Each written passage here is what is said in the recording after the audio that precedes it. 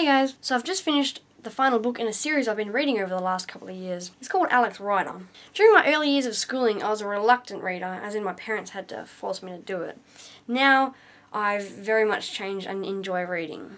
Anyways, it's a story about a 14-year-old kid who finds out his dead parents and uncle were in fact spies. The Special Operations Agency that hired them attempts to hire Alex as well. He's reluctant to go, but they convince him to go and investigate a Stormbreaker video game by sending him in as a kid who won a tour of the place in a magazine.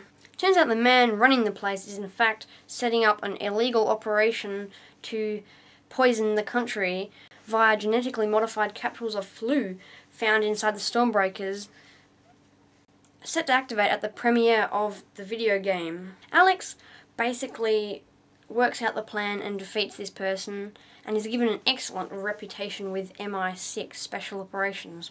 They use him again many times.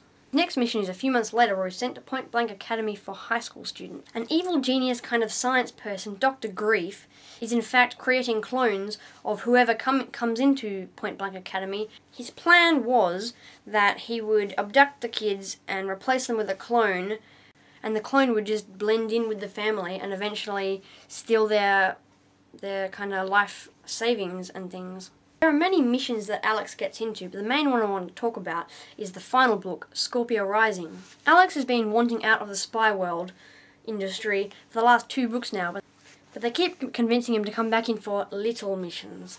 Long story short, the criminal agency Scorpio, who Alex has in fact defeated twice, comes back and wants revenge.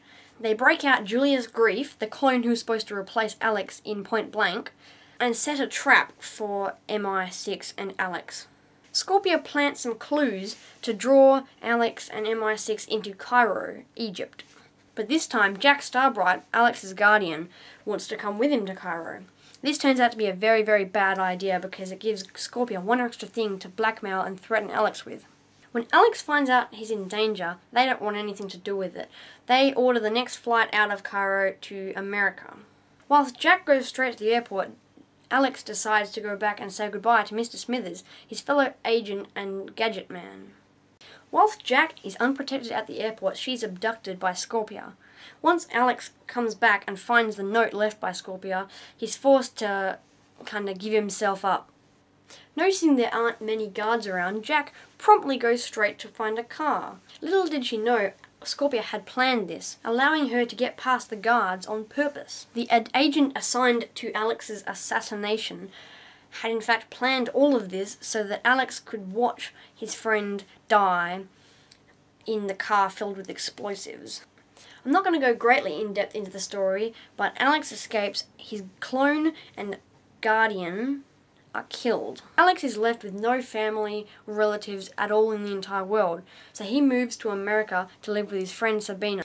She was also forced to move away from England in the 3rd book after being attacked.